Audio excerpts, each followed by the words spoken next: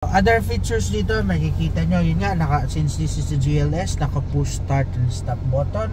Tapos may control din siya sa side mirror na hindi gumagana.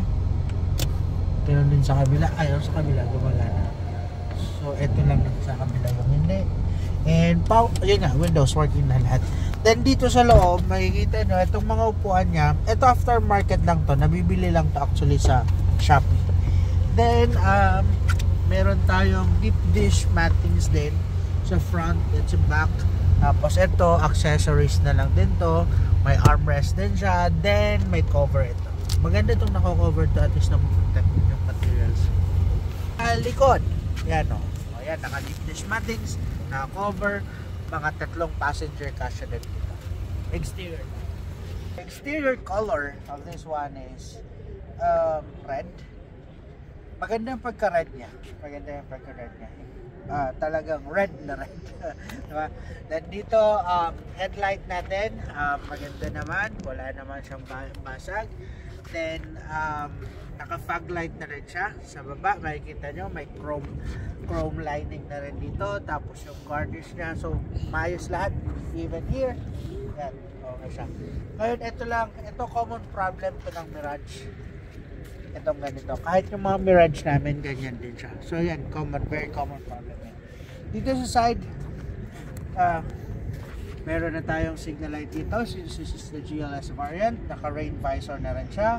Naka alloy rim na rin tayo. Naka disc brake sa front. Syempre, naka drum brake sa likod. Tires, siguro mga 60 or 70% yung tire tread niya. Yung mugs nga lang niya, medyo may mga scratches na, may mga damage na. Dito rin sa likod, ayan, mas malinis mga dito sa likod kumpara dun sa front. May mga scratches na. Then may garnish na rin siya sa door, sa gas tank. Okay? Dito sa pinakalikod, hindi natin napansin meron tong button dito, so ginagamit ito pag lock and unlock. Naka chrome na rin dito.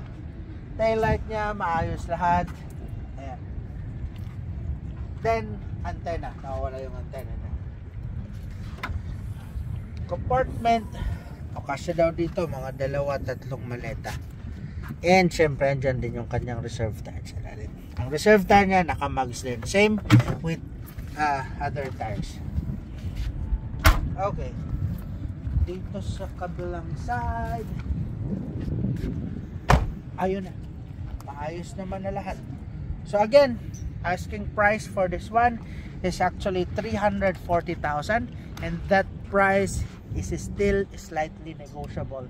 So dyan sa 340,000 kasama na po dyan ang transfer of ownership and also updating of the registration, kasi expire po tayo, 2 years expired po ito.